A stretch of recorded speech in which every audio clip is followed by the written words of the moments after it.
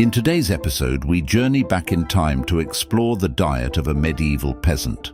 During the Middle Ages, life for the common people was harsh, physically demanding, and unforgiving. Peasants, known as serfs, occupied the very bottom of the feudal system. They were legally bound to the land and sworn by oath on the Bible to serve their local lord. Most peasants worked as farmers, and farming was governed by the seasons. Certain tasks had to be completed at precise times of the year, leaving little room for rest. On top of tending their own land, peasants were also required to work church lands for free. Valuable time taken away from feeding their own families. The church held immense power over medieval life. Fear of sin and eternal damnation shaped daily behavior, including diet. Peasants were required to pay a tithe, 1/10 of their earnings, to the church, often in grain rather than money. This left families dangerously short of seed for the next harvest. Much of this grain was stored in tithe barns, where rats, moisture and decay ruined large portions of it. In 1395, historian Jean Froissart described peasants as being bound by law to plough, harvest, gather wood, and perform endless labor for their masters. Despite this, many medieval families raised animals. Chickens provided eggs, sheep gave wool and milk, and cows supplied dairy. Meat was rare. Chickens were too valuable alive to be slaughtered, and cattle were usually killed only when they were too old to produce milk. When animals were butchered, often before winter, every part was used. Meat was salted or smoked, hides became leather, and bones were turned into tools. Homes were simple wooden huts with straw-covered floors. Cooking, sleeping, and living happened in the same room. Animals were brought inside at night to protect them from wolves, bears, or thieves, creating filthy, flea-ridden conditions. There was no plumbing. Waste was thrown into streets or rivers, often the same water sources used for washing and cooking. Beef was the most commonly eaten meat, considered too crude for the nobility. Pork was even more important.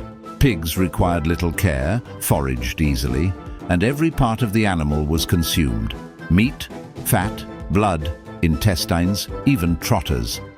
Bacon and ham, once cured, became vital winter food. Hunting was heavily restricted. After the Norman conquest of 1066, game animals belonged to the nobility. Poaching deer could mean execution. Rabbits and hares, however, could be trapped, and fish were often allowed, especially since nobles preferred meat.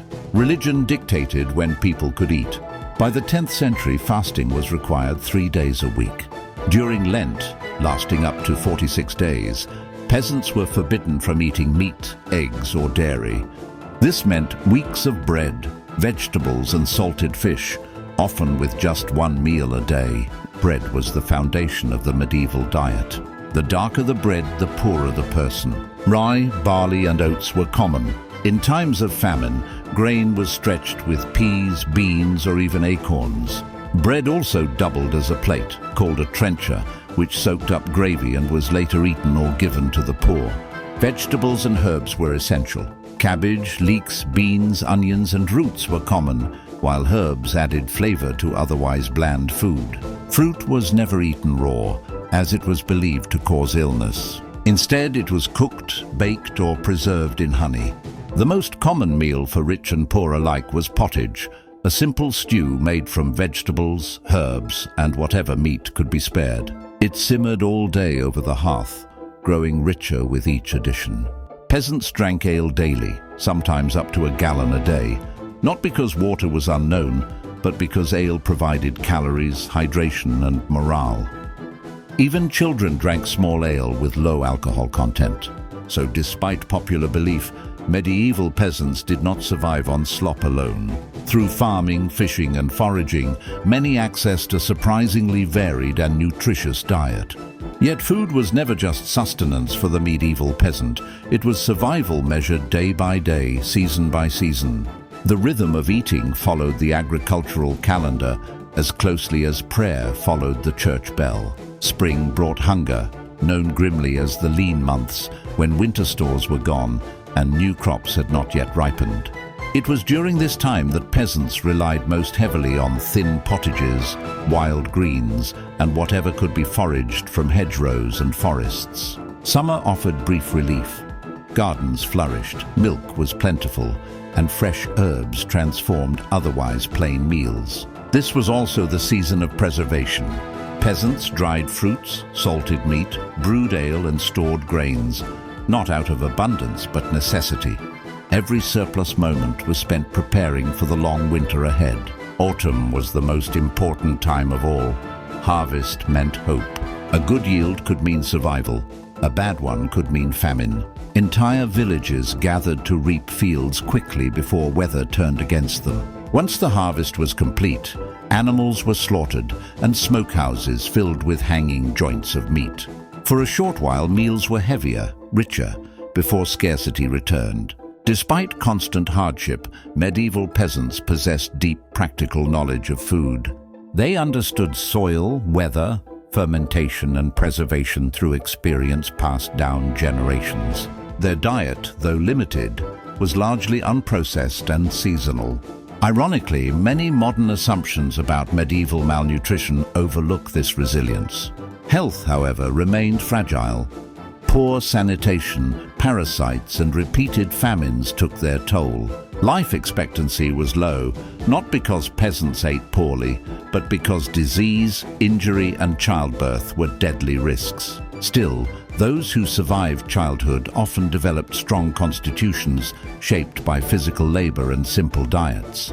Food also reinforced social boundaries. What one ate publicly marked status. Spices, sugar, white bread, and exotic meats symbolized power and wealth. For peasants, plain food reinforced humility and obedience, values promoted heavily by both lord and church. And yet, food could also be a quiet form of resistance. Sharing meals, brewing ale, and gathering around the hearth strengthened family and community bonds. Feast days, rare and treasured, offered moments of joy, storytelling, and rest from relentless labor. As centuries passed, gradual changes emerged. Trade expanded, farming techniques improved, and after population collapse from plague, wages rose and diets slowly improved. Meat became more common, bread finer, and variety increased. But for most of the Middle Ages, survival depended on careful balance and constant effort. The medieval peasant did not dine lavishly, but neither did they live on tasteless gruel alone. Their diet reflected adaptability, ingenuity, and endurance in a world shaped by power, faith, and the land itself. Beyond nourishment, food shaped the very identity of medieval communities. Recipes were rarely written down among peasants. Instead, knowledge was memorized. How long to simmer a pottage, when herbs were ready to harvest, how to tell if ale had turned. These skills were taught from parent to child, forming an unbroken chain of survival stretching across generations. Meals were usually eaten communally. Families gathered around the hearth, dipping bread into shared pots. There were no forks, only knives, wooden spoons, and hands hardened by labor. Eating was practical, not indulgent. Silence was common, especially after long days in the fields, broken only by the crackle of fire or the clatter of bowls. Festivals, however, changed everything. Religious feast days punctuated the year, offering rare moments of abundance. Weddings, christenings, and saints' days allowed peasants to eat better food, drink stronger ale, and briefly forget the burdens of daily life. These occasions reinforced social bonds and gave meaning to sacrifice and restraint. Children learned early to contribute. They gathered firewood, fetched water, scared birds from crops, and helped tend animals. From a young age, they understood the value of food, how easily it could vanish, and how hard it was to produce. Waste was unthinkable. Famine was the ever-present fear. A cold summer, heavy rain, war, or disease could destroy crops entirely. When this happened, desperation followed. Bread became thinner, pottage weaker, and foraging more dangerous.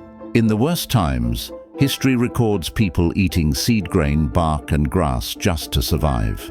Yet even under such pressure, medieval peasants rarely lost their connection to the land. Nature was not romanticized, it was respected and feared.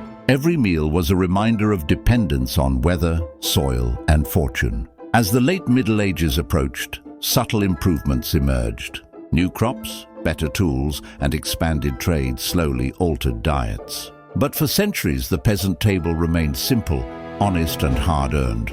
Their food was not luxurious, it was not easy, but it was enough to sustain communities, traditions, and lives shaped by resilience rather than comfort. So when we imagine medieval peasants, we should not picture people living on tasteless slop alone.